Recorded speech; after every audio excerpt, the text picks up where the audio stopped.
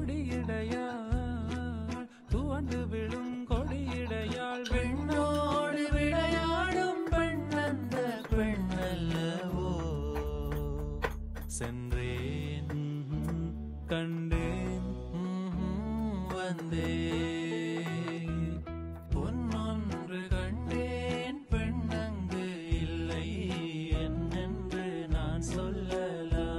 வணக்கம் மக்களே, யூகே தமிழ் உலகிலே இருந்து நீங்க எல்லாரும் சூப்பரா இருப்பீங்க நம்புறேன். ஸோ நானும் நல்ல சூப்பராக இருக்கிறேன். இன்னைக்கு பார்த்தீங்கன்னு சொன்னா அவகோடா கொண்டு வச்சிருக்கிறேன். இந்த அவகோடாவில் சிம்பிளான குயிக்கா ஒரு பிரேக்ஃபாஸ்ட் செய்து காட்ட போறேன். அவகோடா பார்த்தீங்கன்னு சொன்னா ஸ்கின்னை க்ளோ பண்றதுக்கு சூப்பரா ஒர்க் அவுட் பண்ணக்கூடிய பழம். அத்துடன் எல்லாத்துக்குமே நல்லது. கொலஸ்ட்ரால் இருக்கிறவ கூடி இதை சாப்பிட்டா கொலஸ்ட்ரால் குறையும் என்று சொல்லப்படுது.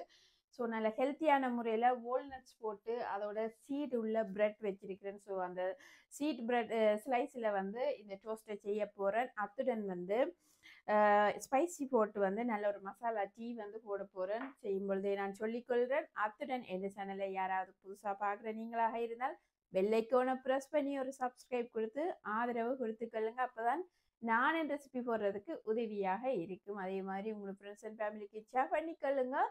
அவையும் இப்படியான ரெசிபியெல்லாம் வீட்டில் செய்து சாப்பிட்டு கொள்வதற்கு. ஸோ இப்போ எப்படி இந்த அவகோடா டோஸ்ட் பிரெட்டை செய்கிறேன்னு சொல்லி பார்த்துக்கொள்வோம்.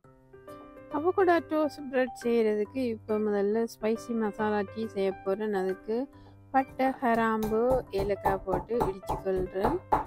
ஸோ நல்ல நறுவலாக இடிச்சுக்கொள்ளுங்க. இப்போ இஞ்சியை வெட்டி அதையும் தோல் சீவிட்டு போட்டு இடித்து கொள்ள போகிறேன்.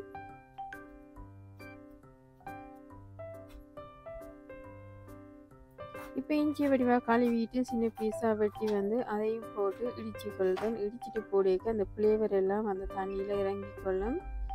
ஸோ அந்த டீ நல்ல சுவையாக இருக்கும். அப்பொழுது பார்த்தீங்கன்னு சொன்னால் நல்ல மேஷாக இடித்து எடுத்திருக்கிறேன். ஸோ இப்போ கொதிக்கிற தண்ணிக்கு இந்த ஸ்பைசியெல்லாம் போட்டுக்கொள்கிறேன். இப்போ டீ பேக்கையும் கொதித்ததுக்கப்புறம் போட்டுக்கொள்கிறேன். இப்போ கொஞ்சமாக மில்க் விட்டுக்கொள்கிறேன்.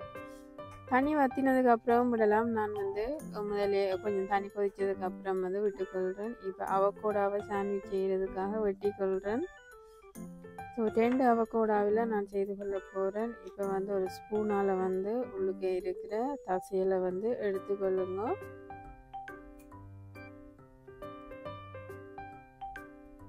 சில அவகோடா பார்த்தீங்கன்னு சொன்னால் உள்ளுக்க கருப்பாக இருக்கும். அவகோடா வேண்டிக்க பார்த்து வேணும். பச்சை கலரில் உள்ள அவகோடா வேண்டி 2-3 நாளையில் அதை பழத்திடும் வீட்டை கொண்டு வச்சிங்கன்னா.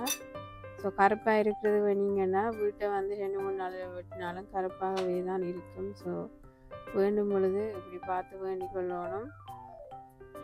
பார்த்திங்கன்னு சொன்னால் நல்லா பழுத்துட்டுது அவகோடா. ஸோ இப்போ ஒரு போக்கால் நல்லா மேஷ் பண்ணிக்கொள்கிறேன்.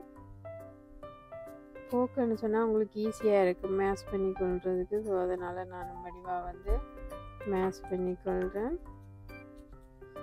இப்போ ப்ரெட்டை 2 ப்ரெட்டு ஸ்லைஸ் எடுத்து டோஸ்ட் பண்ணிக்கொள்கிறேன். நீங்கள் ஒரு பேனில் கூடி டோஸ்ட் பண்ணிக்கொள்ளலாம். இப்போ வால்நட்ஸை கொஞ்சம் எடுத்து அதையும் சின்ன சின்ன பீஸாக வெட்டிக்கொள்கிறேன். இந்த அவகோடாவுக்குள்ளே போட்டு அதை சாண்ட்விச்சாக சாப்பிடும் பொழுது மிகவும் சுவையாக இருக்கும். இப்போ டோஸ்ட் பண்ணப்பட்ட ப்ரெட்டில் அவகோடா மேஷை போட்டுக்கொள்கிறேன். நீங்கள் தேவைப்பட்டால் பட்டர் கூடி போட்டுக்கொள்ளலாம். நான் போடியில் பட்டர். ஸோ இப்போ அவகோடா போட்டு மேலுக்கு வால்நட்டை போட்டுக்கொள்கிறேன். இப்போ பார்த்தீங்கன்னு சொன்னால் சும்மா சூப்பரான ஒரு அவகோடா சாண்ட்விச் வந்திருக்கு. சிம்பிளாக இந்த சாண்ட்விச்சை வீட்டில் செய்து கொள்ளலாம். அது நல்ல ஹெல்த்தியானதும். டயட் இருக்கிறவங்க கூடி அது சூப்பராக ஒர்க் அவுட் பண்ணணும். டயட்டுக்கு நல்ல கொழுப்புள்ள ஒரு அவகோடா சாண்ட்விச்சு. நீங்களும் வீட்டில் எப்படி ட்ரை பண்ணி பார்த்துக்கொள்ளுங்க அவகோடா சாண்ட்விச்சு.